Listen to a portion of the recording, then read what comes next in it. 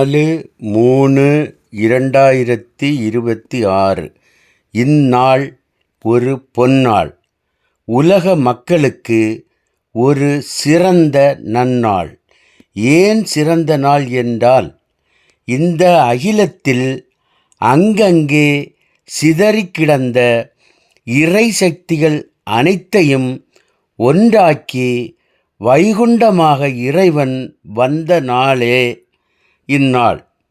எப்படி ஒன்றாக்கி என்றால், சிவசிவா என்று சிவபெருமானையும், ஐயா நாராயணர் என்று நாராயணரையும், அம்மை உமையவள் என்று உமையவளையும், செந்தில்வேல் வடிவும் அவர் என்று முருகப்பெருமானையும், அல்லா இல்லல்லா இறைசூல் மையில்லல்லா என்று அல்லாவையும், மீளாச் சிலுவையிலே முள்ளால் அடிகள் பட்டு என்று இயேசுநாதரையும், இப்படியாக அனைத்து தெய்வ சக்திகளையும் ஒன்றாக்கி வந்தவரே ஐயா வைகுண்டர். ஏன் ஒன்றாக்க வேண்டும் என்று சொன்னால், இதற்கு முன் உள்ள யுகங்களில் எல்லாம் அரக்கர்கள் யார், நல்லவர் யார் என்று அடையாளம் காண முடிந்தது. அவர்களின் வரத்திற்கு தன்மைக்கு ஏற்ப இறைவன் அவதாரம் எடுத்து அந்த தீய சக்திகளாகிய அரக்கர்களை அழித்தார். இந்த கலியுகத்தில் யார் நல்லவர் யார் கெட்டவர் என்று எதையுமே கண்டுபிடிக்க முடியவில்லை. எல்லோர் இடத்திலும் நல்ல குணமும் இருக்கிறது, அழிவு பாதைக்கு அழைத்து செல்லும் தீய குணமும் இருக்கிறது. இந்த தீய குணமாகிய அரக்கர் குணத்தை குறைத்து நல்ல எண்ணங்களை மேலோங்கச் செய்து, உயிர்களிடத்தில் அன்பு செய்து, பசித்தவர்களுக்கு அன்னம் கொடுத்து, எல்லோரையும் அரவணைத்து போவதுதான் இந்த ஐயா வைகுண்ட அவதாரத்தின் நோக்கம். இந்த வைகுண்ட அவதார காலத்திலே யாரும் அவரை இறைவன் என்று கண்டுபிடிக்காத அளவுக்கு இறைவன் மக்கள் மனநிலையை வைத்து விட்டார். அதுக்கு அப்புறமா தான் எல்லாருக்கும் தெரியும். என்ன எப்படின்னு கேட்டால், ராம அவதாரத்தில் கோசலைக்கு மகனாகத்தான் ராம பிறந்தார். அவருக்கு காட்டுக்கு போய் அங்கே என்ன நடந்ததுன்னு தெரியாது. காட்டில் போன பிறகு அங்கே இருந்து அவதாரம் எடுத்து அரக்கர்களை அழைத்தார். இதே போலத்தான் கிருஷ்ணரும், ஸ்ரீகிருஷ்ணர் காளிங்கன் என்ற பாம்பு ரொம்ப கொடுமைகள் செய்து கொண்டு இருக்கிற நேரத்தில் அந்த பாம்பை அடக்கிறதுக்காக போகிறார். அந்த பாம்பு ஸ்ரீகிருஷ்ணரை எடுத்து உழுங்கி விடுகிறது. அப்போது அங்கே என்ன நடக்குது என்று யாருக்கும் தெரியாது. பாம்பு வயிற்றில் போனது எப்போவாவது திருப்பி வருமா? வரவே வராது. அது ஜீரணமாக தான் போவோம். ஆனால் அங்கே பல மாற்றங்களை செய்து இறைவனாக வருகின்றார், போன உருவத்திலே வருகிறார். அப்போது அதுக்கு பிறகு அவருக்கு போகிறார். அப்போவும் அந்த நேரத்திலே அவர் இறைவனாக்கம் என்று வெளியே காட்டிக்கொள்ளவில்லை.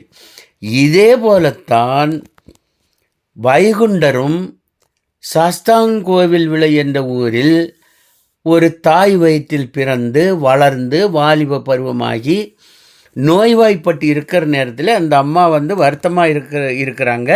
அப்பொழுது இறைவன் அந்த அம்மா கனவில் தோன்றி, திருச்செந்தூரில் திருவிழா நடக்கின்றது, உன் மகனை அங்கு கொண்டு வா, அவனுக்கு நல்ல பேர் கொடுப்பேன் என்று அந்த அம்மாவுக்கு கனவில் சொன்ன உடனே தானே அந்த அம்மா உடனே தொட்டில் கட்டி எல்லோரும் கூப்பிட்டு எடுத்துக்கிட்டு திருச்செந்தூர் போகிறாங்க. அங்கே திருச்செந்தூரில் கொண்டு விட்டோன்னே தானே எல்லோரும் அவங்கவுங்க வேலையை பார்க்குற. இவர் மட்டும், இந்த முத்துக்குட்டி மட்டும் கடலுக்கு உள்ளால் போயிட்டார். கடலுக்கு உள்ளால் போய் அங்கே இறைவன் நாராயணர் பள்ளி கொண்டு இருக்கிற இடத்துல போய் அங்கே அவர் உடனே என்ன பண்ணுறாரு, இங்கேருந்து போன அந்த முனிவர்கள் கூட்டிகிட்டு போகிறாங்க. முனிவர்கள் கொண்டு நாராயணர்கிட்ட விடுறாங்க. அவர் உடனே என்ன சொல்கிறாரு, இந்த உடம்பில் இருக்கின்ற உயிருக்கு முக்தி கொடுத்துட்றாரு ஐயா. முக்தி கொடுத்துட்டு இந்த உடம்பை வந்து சீராக சிறப்பாக நல்ல தைலமாம் பதத்தில் நல்ல சுத்தப்படுத்தி எடுத்து கொண்டு வாருங்கன்னு சொல்லிட்டு அங்கே வந்து உடம்பை வந்து சின்ன குழந்தையாக்கி தாலாட்டு பாடி விஞ்சை என்ற உபதேசங்களை எல்லாம் கொடுத்து அனைத்து தெய்வ சக்திகளையும் ஒன்றாக்கி 3 நாள் கழித்து கடலுக்கு உள்ளே இருந்து வெளியே அனுப்புகிறார். எப்படி ஒன்றாக்குகிறார் என்று பார்ப்போம். ஐயாவே சொல்கிறார், ஆதி சர்வேஸ்வரனாகிய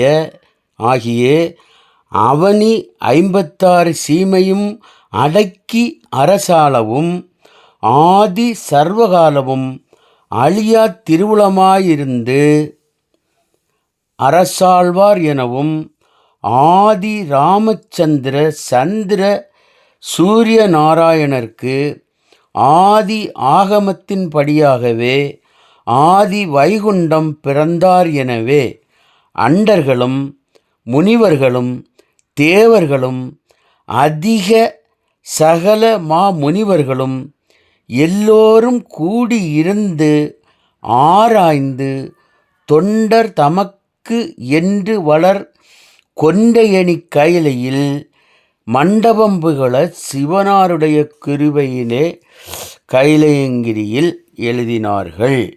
இறைவன் வைகுண்டராக அனுப்பி சகல சக்திகளையும் அவரிடம் கொடுத்து அனுப்புகிறார்.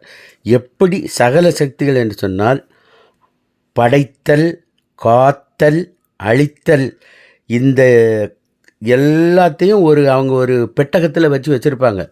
இந்த பெட்டகத்தை மொத்தமாக எடுத்து வைகுண்டர்கிட்ட கொடுத்து இனிமேல் எல்லாமே உன் பொறுப்பு தான் என்று அவர்கிட்ட கொடுத்து அனுப்பிச்சிடுறாங்க. இப்படித்தான் அனைத்து சக்திகளையும் உண்டாக்கி அனைத்து பொறுப்புகளையும் உண்டாக்கி வந்தவரே ஐயா வைகுண்டர். அவர் அவதரித்த இந்நாளை சிறப்பாக கொண்டாடி வரும் அகில உலக அன்புக்கொடி மக்கள் அனைவருக்கும் வைகுண்ட அவதார திருநாள் நல்வாழ்த்துக்கள். ஐயா உண்டு.